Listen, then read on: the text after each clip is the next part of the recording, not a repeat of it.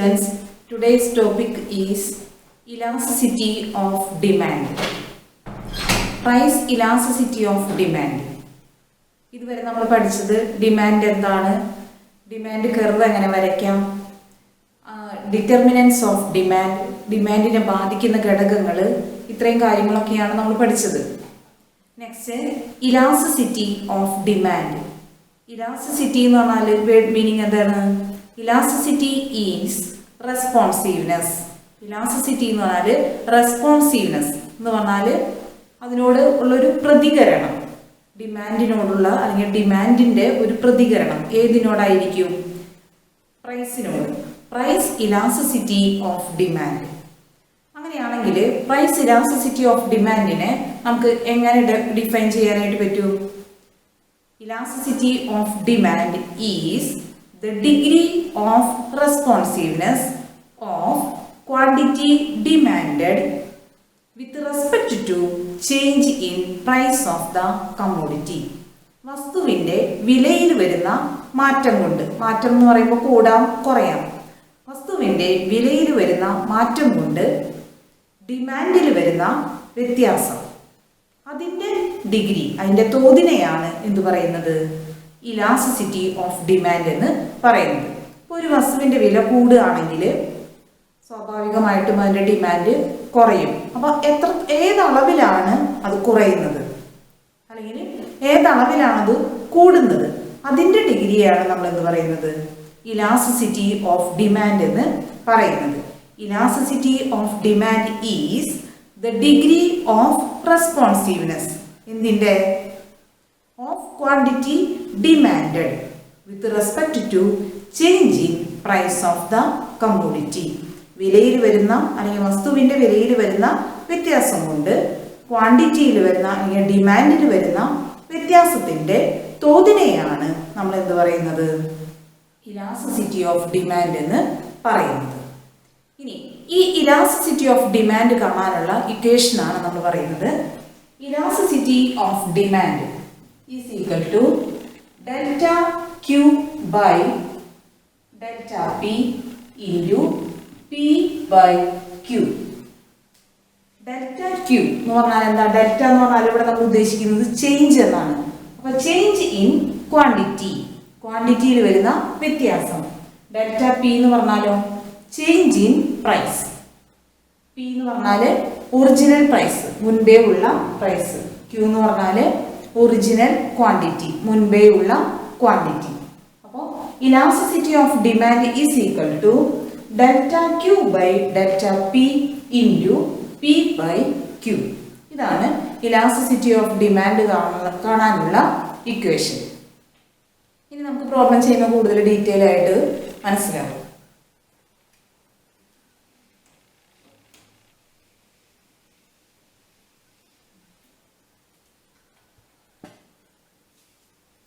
നമുക്കിവിടെ ഒരു ക്വസ്റ്റ്യൻ കിട്ടിയിട്ടുണ്ട്. Consider the demand for a good at price ₹4. The demand for the good is 25 units. At price ₹4 the demand for the good is 25 units. അപ്പോൾ നമുക്ക് പ്രൈസും ക്വാണ്ടിറ്റിയും അവിടെ തന്നിട്ടുണ്ട്. അപ്പോൾ നമുക്ക് എഴുതാം P is equal to 4, Q is equal to 25. Suppose price of the good increases to ₹5 and as a result the demand for the good falls to 20 units. അതായത് price 4 നിന്നും 5 ആയി മാറുകയാണ്. അപ്പോൾ 4 നിന്നും 5 ആയിട്ട് വർദ്ധിക്കുന്നു. ആ വർധനവ് കൊണ്ട് ഡിമാൻഡിൽ വരുന്ന വ്യത്യാസം എന്താ? 25 യൂണിറ്റിൽ നിന്നും 20 യൂണിറ്റ് ആയിട്ട് കുറഞ്ഞു. പ്രൈസ് കൂടി, അപ്പോൾ ഡിമാൻഡ് കുറഞ്ഞു. ആ മാറ്റം ആണ് നമുക്ക് എഴുതേണ്ടത്. അപ്പോൾ ഡെൽറ്റ P ആണ് ഇനി വേണ്ടത്. Change in price.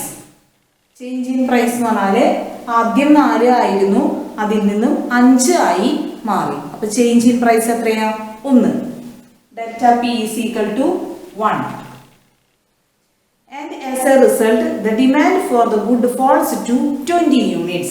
Demand 25 യൂണിറ്റിൽ നിന്നും 20 യൂണിറ്റ് ആയിട്ട് കുറഞ്ഞു. അപ്പോൾ മാറ്റം എത്രയാണ് വന്നത്? 25 20 ആയി. അപ്പോൾ 5 unit. Delta Q is equal to 5. അപ്പോൾ നമുക്ക് പ്രോബ്ലം ചെയ്യാനുള്ള ഇക്വേഷൻസിലേക്കുള്ള ആവശ്യമായിട്ടുള്ള എല്ലാം കിട്ടി. ഇനി നമുക്ക് നേരെ ഇക്വേഷൻ എഴുതാം. E D is equal to delta Q by delta P into P by Q. Delta Q നമുക്ക് കിട്ടിയിട്ടുണ്ട് 5. Delta P 1 into P 4 Q 25. നമുക്ക് എത്ര കിട്ടും? 20 by 25 equal to എത്ര വരും? 4 by 5. അപ്പോൾ ഇലാസ്റ്റിസിറ്റി ഓഫ് ഡിമാൻഡ് നമുക്ക് കിട്ടി 4 by 5 എന്ന് കിട്ടി. ഈ രീതിയിൽ നമുക്ക് ഏത് പ്രോബ്ലം ആണെങ്കിലും ഇലാസ്റ്റിസിറ്റി ഓഫ് ഡിമാൻഡ് കണ്ടുപിടിക്കാനായിട്ട് സാധിക്കും.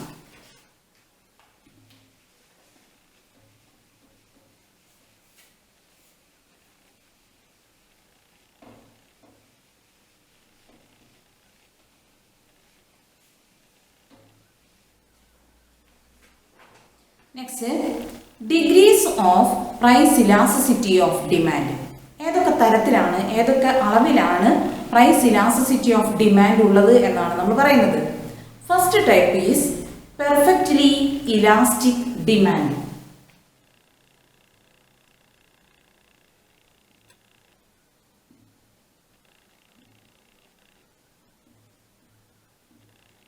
പെർഫെക്റ്റ്ലി ഇലാസ്റ്റിക് എന്ന് പറഞ്ഞാൽ പൂർണ്ണമായിട്ടും ഇലാസ്തികതയുള്ള അല്ലെങ്കിൽ ഇലാസ്റ്റിക് ആയിട്ടുള്ള ഡിമാൻഡ്, പൂർണ്ണ ഇലാസ്തിക ചോദനം, പെർഫെക്റ്റ്ലി ഇലാസ്റ്റിക് ഡിമാൻഡ്. ഈ പെർഫെക്റ്റ്ലി ഇലാസ്റ്റിക് ഡിമാൻഡ് എന്ന് പറഞ്ഞാൽ എങ്ങനെയായിരിക്കും?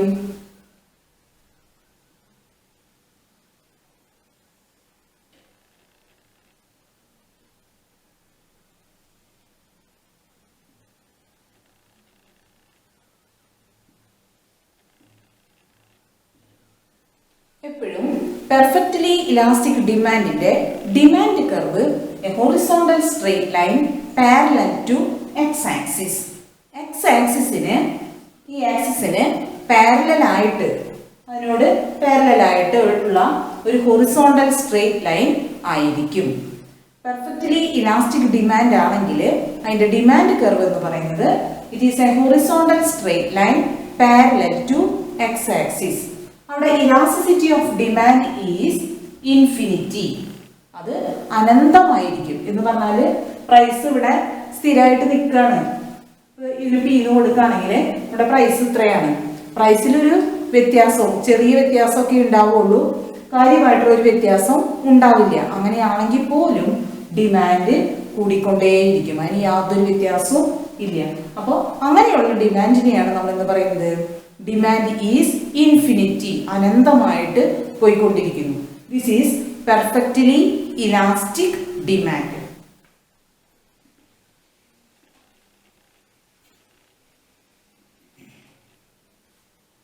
നമ്മൾ ആദ്യം പറഞ്ഞത് perfectly elastic, perfectly elastic demand. ഇനി next one is perfectly inelastic demand.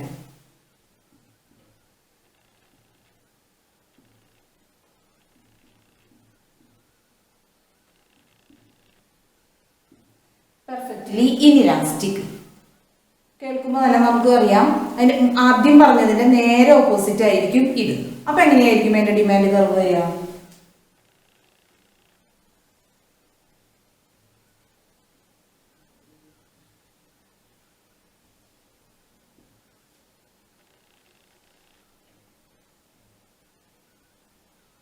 Demand curve is vertical straight line parallel to y axis.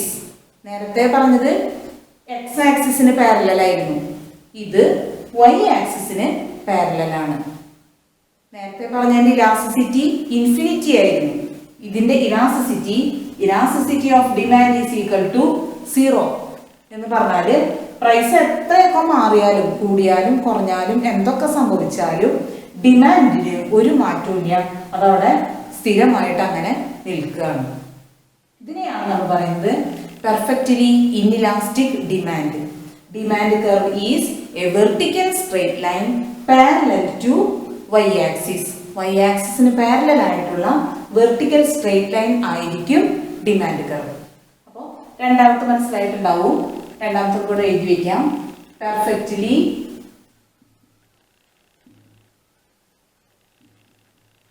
Inelastic.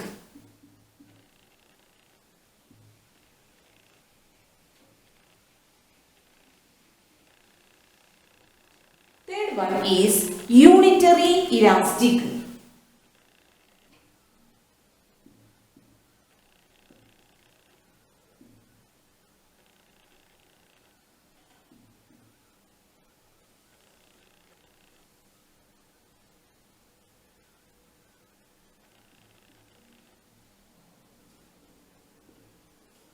Unitary elastic demand.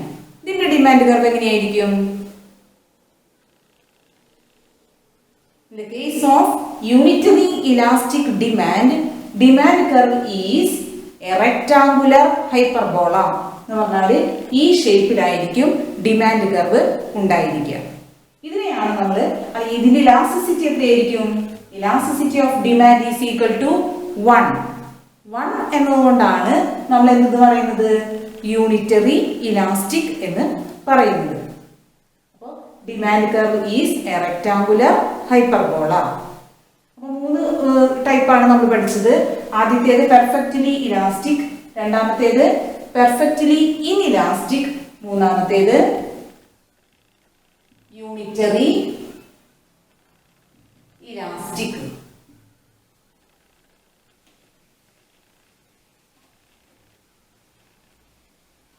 Fourth one, relatively elastic.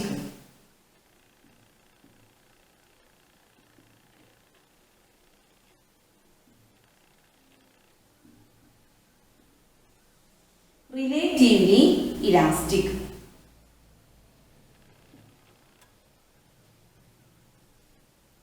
Relatively elastic ന്റെ demand കർവിന്റെ shape എന്തായിരിക്കും? Demand curve is more flat one. Downward sloping ആയിട്ടുള്ള കർവാണ്. അങ്ങനെയാണെങ്കിൽ പോലും demand curve is more flat one, കുറച്ചും കൂടി ഇങ്ങനെ flat ആയിട്ടുള്ള ഒരു കർവ് ആണ്. ഇവിടുത്തെ ഇലാസ്റ്റിസിറ്റി എത്രയായിരിക്കും? Elasticity of demand is greater than 1, ഒന്നിനേക്കാൾ കൂടുതൽ ആയിരിക്കും. അപ്പോൾ fourth one relatively elastic.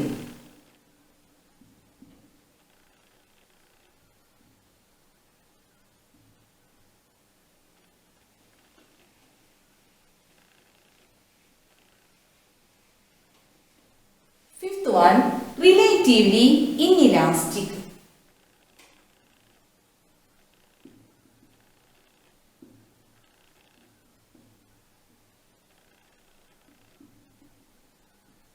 Relatively inelastic. അപ്പോൾ നേരത്തെ നമ്മൾ പറഞ്ഞതിന്റെ നേരെ ഓപ്പോസിറ്റ്.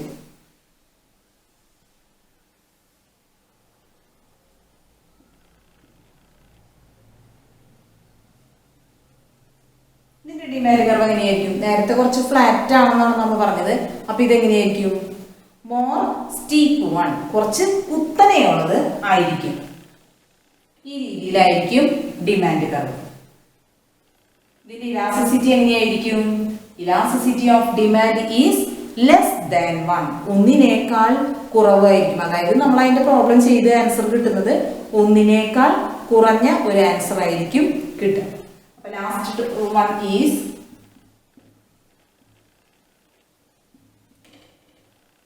Relatively inelastic. അപ്പോൾ നമ്മൾ degrees of price elasticity of demand ആണ് പഠിച്ചത്. ഏതൊക്കെയാണ്? 5 ഡിഗ്രീസ് ആണുള്ളത്. First one perfectly elastic demand, second one perfectly inelastic demand, third unitary elastic, fourth relatively elastic, fifth relatively inelastic. ഓരോന്നിൻ്റെയും കർവിൻ്റെ ഷേപ്പ് മനസ്സിലായിട്ടുണ്ടാവും. ആദ്യത്തേത് പെർഫെക്റ്റ് ഇലാസ്റ്റിക്, അതിൻ്റെ കർവ് എങ്ങനെയാ? Horizontal straight line parallel to X axis. Elasticity of demand is equal to infinity. രണ്ടാമത്തേത് perfectly inelastic. എങ്ങനെയാണ്? Demand curve is a vertical straight line parallel to y axis. Elasticity of demand is equal to 0. അടുത്തത് unitary elastic. Demand curve is a rectangular hyperbola. ഇങ്ങനെയുള്ള shape. അതിന്റെ elasticity of demand is equal to 1. Fourth one relatively elastic. Demand curve is more flat 1. Elasticity of demand is greater than 1. Last relatively inelastic. Demand curve is more steep 1. കുറെ കൂടി കുത്തനെയുള്ളതാണ്. Elasticity of demand is less than 1. ഒന്നിനേക്കാൾ കുറവായിരിക്കും elasticity of demand. ഇതാണ് 5 degrees of elasticity of demand. മനസ്സിലായിട്ടുണ്ടാവും.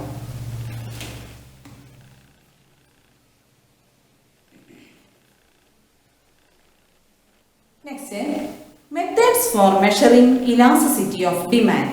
നമുക്ക് എങ്ങനെയാണ് ഈ ഇലാസ്റ്റിസിറ്റി ഓഫ് ഡിമാൻഡ് മെഷർ ചെയ്യാനായിട്ട്, അളക്കാനായിട്ട് സാധിക്കുക? ഇലാസ്റ്റിസിറ്റി ഓഫ് ഡിമാൻഡ് ഏതൊക്കെ രീതിയിലാണ് നമുക്ക് അളന്ന് കണ്ടുപിടിക്കാനായിട്ട് സാധിക്കുക? There are 3 methods for measuring elasticity of demand. പ്രധാനമായിട്ടും 3 മെത്തേഡാണ് ഉള്ളത്. ഫസ്റ്റ് വൺ ഏതാണ്? Percentage method. Second geometric method. Third expenditure method. അപ്പോൾ നമ്മൾ ആദ്യം പഠിക്കുകയാണ്. First one percentage method. എന്തായിരിക്കും പെർസെൻറ്റേജ് മെത്തേഡ് അല്ലെങ്കിൽ ശതമാന രീതി എന്ന് പറഞ്ഞാൽ?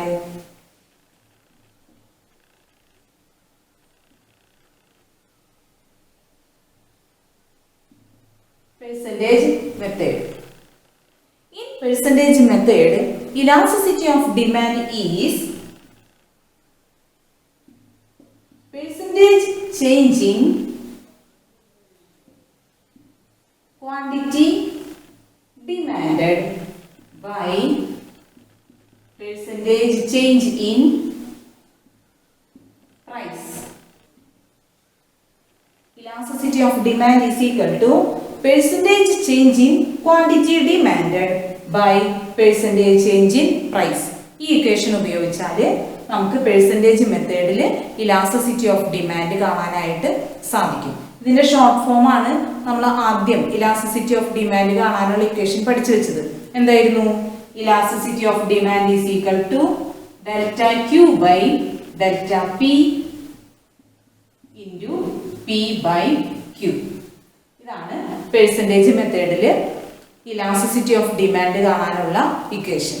നമ്മളിത് പഠിച്ചു കഴിഞ്ഞതാണ്. ഇത് വെച്ചിട്ട് നമ്മൾ പ്രോബ്ലം ചെയ്തു കഴിഞ്ഞു. Second method is geometric method.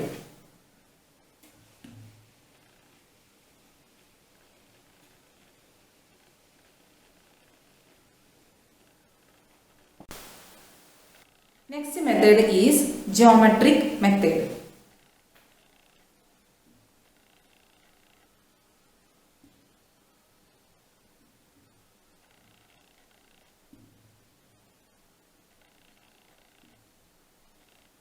Geometric മെത്തേഡിൽ ഡിമാൻഡ് കർവ് ഒരു ലീനിയർ കർവ് ആണ് എങ്കിലാണ് നമ്മൾ ഈ മെത്തേഡ് ഉപയോഗിച്ച് മെഷർ ചെയ്യുന്നത്. ലീനിയർ കർവ് എന്ന് പറഞ്ഞാൽ സാധാരണ ഡിമാൻഡ് കർവിൻ്റെ shape. Downward sloping curve from left to right.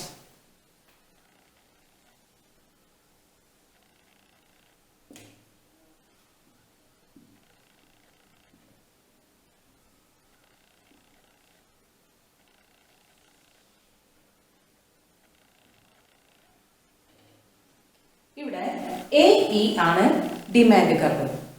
ഈ ഡിമാൻഡ് കർവ് ഒരു ലീനിയർ കർവാണ്. ഈ കർവിൽ നമുക്ക് എങ്ങനെ ജോമെട്രിക് മെത്തേഡ് ഉപയോഗിച്ച് ഇലാസ്റ്റിസിറ്റി മെഷർ ചെയ്യാം, കണക്കാക്കാം എന്നാണ് നമ്മൾ പറയുന്നത്. ആ അറ്റ് പോയിന്റ് എ, പോയിന്റ് എയുടെ പ്രത്യേകത എന്താ? Demand curve touches the vertical axis, Y ആക്സിസിൽ ടച്ച് ചെയ്യാണ് ഡിമാൻഡ് കർവ്. അതാണ് പോയിന്റ് എയുടെ പ്രത്യേകത.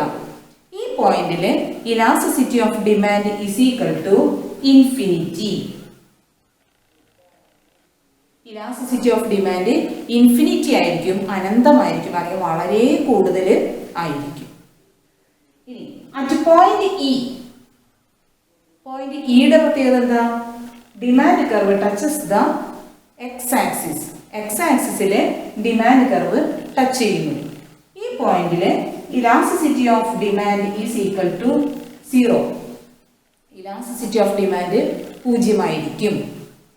ഇനി ഈ കർവിന്റെ മിഡിൽ പോയിന്റിൽ elasticity of demand is equal to 1.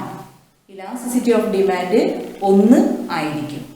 അപ്പൊ അങ്ങനെയാണ് എങ്കിൽ 1നും ഇൻഫിനിറ്റിക്കും ഇടയിൽ ഇലാസ്റ്റിസിറ്റി എത്രയായിരിക്കും?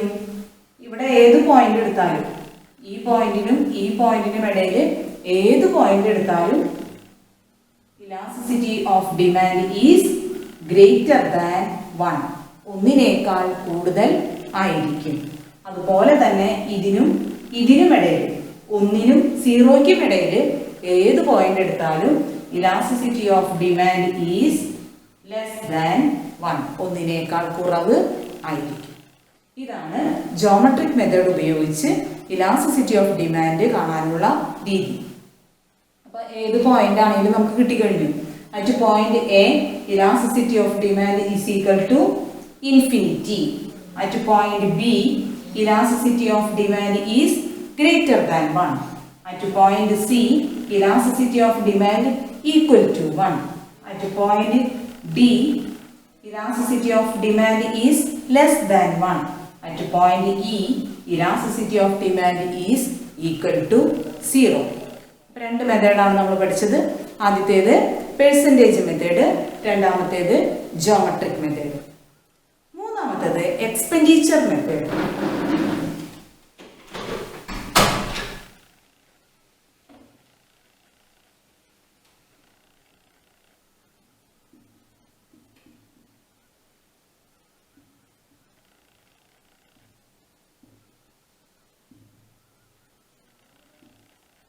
എക്സ്പെൻഡിച്ചർ മെത്തേഡ്, ടോട്ടൽ എക്സ്പെൻഡിച്ചർ കണ്ടിട്ടാണ് നമ്മൾ ഈ എക്സ്പെൻഡിച്ചർ മെത്തേഡിൽ ഇലാസ്റ്റിസിറ്റി മെഷർ ചെയ്യുന്നത്. ടോട്ടൽ എക്സ്പെൻഡിച്ചർ ഏതൊരു വസ്തുവിനെയും ടോട്ടൽ എക്സ്പെൻഡിച്ചർ കാണാനായിട്ട്, മൊത്തം ചെലവ് കാണാനായിട്ട് നമ്മൾ എന്താ വേണ്ടത്? ആ വസ്തുവിൻ്റെ വില ഇൻറ്റു ആ വസ്തുവിന് വാങ്ങാൻ ഉദ്ദേശിക്കുന്ന അളവ് അല്ലേ? അപ്പോഴാണ് നമുക്ക് ആ വസ്തുവിന് വേണ്ടി ചെലവാക്കുന്ന മൊത്തം എമൗണ്ട് കിട്ടുക. അപ്പോൾ P is equal to P into Q, price into quantity. ഇങ്ങനെ ആദ്യം നമ്മൾ ടോട്ടൽ എക്സ്പെൻഡിച്ചർ കാണും. എന്നിട്ട് total expenditure, if total expenditure increases, elasticity of demand is greater than 1. Expenditure കൂടി വരികയാണെങ്കിൽ elasticity of demand is greater than 1. If total expenditure decreases, കുറഞ്ഞു വരികയാണെങ്കിലോ elasticity of demand is less than 1, 1നേക്കാൾ കുറവായിരിക്കും. If total expenditure is constant, സ്ഥിരമായിട്ട് അങ്ങനെ നിൽക്കുകയാണ്, അങ്ങനെയാണെങ്കിലോ elasticity of demand is equal to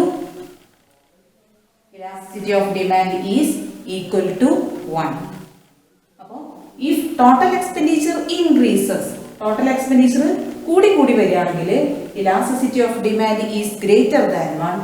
If total expenditure decreases, elasticity of demand is less than 1. If total expenditure is constant, എന്ന് പറഞ്ഞാൽ മാറ്റമൊന്നുമില്ല, സ്ഥിരമായിട്ട് നിൽക്കുന്നു, അങ്ങനെയാണെങ്കിൽ elasticity of demand is equal to 1.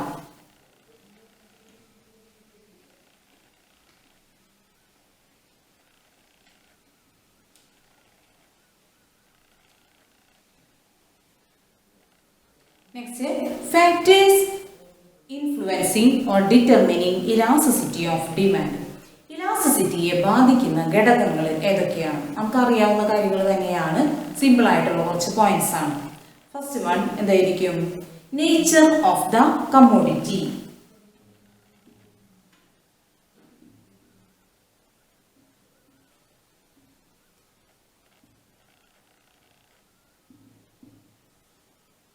Nature of commodity, വസ്തുവിന്റെ സ്വഭാവം, അല്ലെങ്കിൽ വസ്തു ഏത് രീതിയിലുള്ളതാണ്? ലക്ഷൂറിയസ് ഗുഡ്സ് ആണോ, നോർമൽ ഗുഡ്സ് ആണോ, നെസസറി ഗുഡ്സ് ആണോ? ഇതൊക്കെയാണ് ഇതിൽ വരുന്നത്. ലക്ഷൂറിയസ് ഗുഡ്സ് ഒക്കെ ആണെങ്കിലോ പൊതുവെ ഇലാസ്റ്റിക് ആയിരിക്കും. കാരണം പിന്നെ വാങ്ങിയാലും മതി, അപ്പം തന്നെ വാങ്ങണം നിർബന്ധമില്ല. അപ്പോൾ വില കൂടുകയാണെങ്കിൽ പൊതുവെ ആൾക്കാർ വാങ്ങാനായിട്ട് കുറച്ച് വെയിറ്റ് ചെയ്യും, അല്ലേ? അപ്പോൾ ആ വസ്തു എങ്ങനെയുള്ളതാണ് എന്നത് തീർച്ചയായിട്ടും ഡിമാൻഡിനെ ബാധിക്കും. അപ്പോൾ അത് ഇലാസ്റ്റിസിറ്റി അതിന് കൂടുതലായിരിക്കും.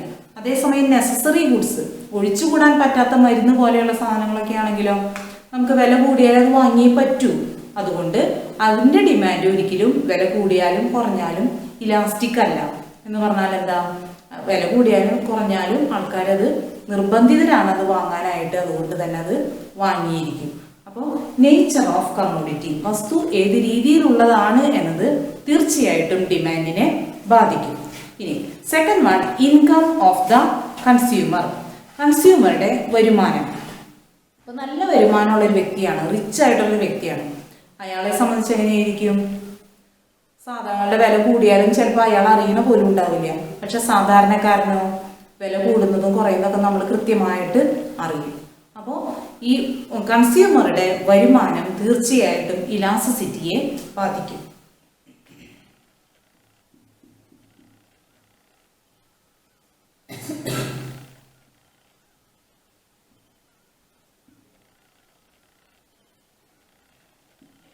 Income of the consumer. Third one, availability of close substitutes.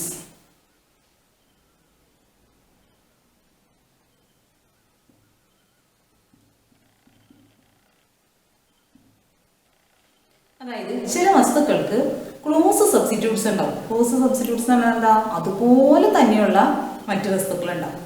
അത്തരം സാധനങ്ങളൊക്കെ ആവുമ്പോൾ വില കൂടുക കുറയുക ചെയ്താൽ നമ്മൾ എന്ത് ചെയ്യും? അതുപോലെ തന്നെയുള്ളത് മാർക്കറ്റിൽ വേറെ കിട്ടാനുണ്ട്. അതുകൊണ്ട് തന്നെ വില കുറഞ്ഞതിലേക്ക് നമ്മൾ മാറും, വില കുറഞ്ഞത് വാങ്ങി ഉപയോഗിക്കാനായിട്ട് തുടങ്ങും. അപ്പോൾ ഈ അവൈലബിലിറ്റി ഓഫ് ക്ലോസ് സബ്സ്റ്റിറ്റ്യൂട്ട്സ്, അതിൻ്റെ ലഭ്യത, അതായത് പ്രതിസ്ഥാപന വസ്തുക്കളുടെ ലഭ്യത തീർച്ചയായിട്ടും ഈ ഇലാസ്റ്റിസിറ്റിയെ ബാധിക്കും. Fourth point is proportion of income used.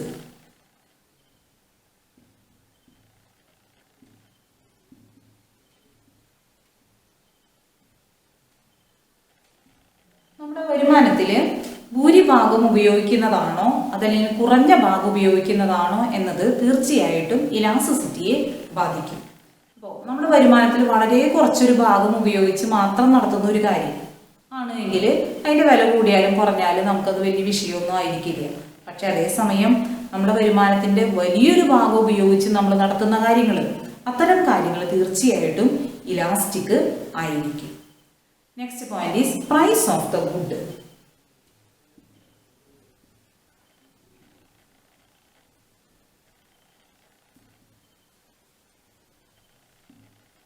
സാധനത്തിന്റെ വില, നമ്മൾ വാങ്ങുന്ന ആ വസ്തുവിന്റെ വില.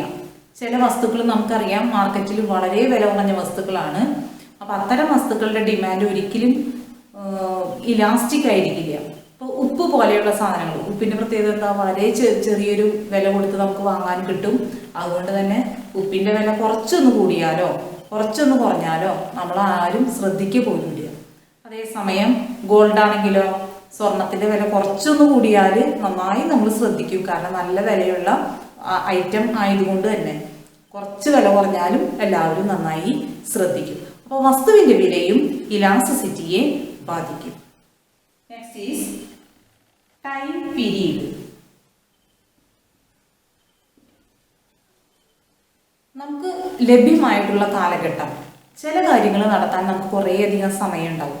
അപ്പം നമ്മളെ സംബന്ധിച്ചിടത്തോളം നമ്മൾ വെയിറ്റ് ചെയ്യും. വില എപ്പോഴാണോ കുറയുന്നത് അതിന് വേണ്ടി നമ്മൾ വെയിറ്റ് ചെയ്യും. ചില കാര്യങ്ങൾ നടത്താനായിട്ട് നമുക്ക് സമയം ഉണ്ടാവില്ല, വളരെ ഷോർട്ട് പീരീഡ് ആയിരിക്കും. അപ്പം അതുകൊണ്ട് തന്നെ വില കൂടിയാലും കുറഞ്ഞാലും നമ്മൾ ആ കാര്യം അപ്പം തന്നെ നടത്തിയേ പറ്റൂ. അതുകൊണ്ട് അതിൻ്റെ വില കൂടിയാലും ആ സമയത്ത് തന്നെ നമ്മളത് വാങ്ങും. അപ്പോൾ ഈ ടൈം പീരീഡും നമുക്ക് ലഭ്യമായിട്ടുള്ള സമയവും തീർച്ചയായിട്ടും ഇലാസ്റ്റിസിറ്റിയെ ബാധിക്കും. അപ്പോൾ പ്രധാനമായിട്ടും ഇലാസ്റ്റിസിറ്റിയെ ബാധിക്കുന്ന ഘടകങ്ങൾ അല്ലെങ്കിൽ determinants of elasticity of demand എന്ന് പറഞ്ഞാൽ ഇതൊക്കെയാണ്. ഏതൊക്കെയാണ്? First one, nature of the commodity, കമ്മോഡിറ്റിയുടെ സ്വഭാവം. ഇൻകം ഓഫ് ദ കൺസ്യൂമർ, ഉപഭോക്താവിൻ്റെ വരുമാനം. ക്ലോസ് സബ്സ്റ്റിറ്റ്യൂട്ട്സ്, പ്രതിസ്ഥാപന വസ്തുക്കളുടെ ലഭ്യത. പ്രൊപ്പോർഷൻ ഓഫ് ഇൻകം യൂസ്ഡ്, ഉപയോഗിക്കുന്ന വരുമാനത്തിൻ്റെ അനുപാതം. പ്രൈസ് ഓഫ് ദ ഗുഡ്, വസ്തുവിൻ്റെ വില. ടൈം പീരീഡ്, ലഭ്യമായിട്ടുള്ള കാലഘട്ടം അല്ലെങ്കിൽ സമയം. ഇതൊക്കെയാണ് പ്രധാനമായിട്ടും ഇലാസ്റ്റിസിറ്റിയെ ബാധിക്കുന്ന ഘടകങ്ങൾ. അപ്പോൾ ഇത്രയും കാര്യങ്ങളാണ് സെക്കൻഡ് ചാപ്റ്ററിൽ നമുക്ക് പഠിക്കാനുള്ളത്. ഇതോടുകൂടി സെക്കൻഡ് ചാപ്റ്റർ കഴിഞ്ഞു. Thank you.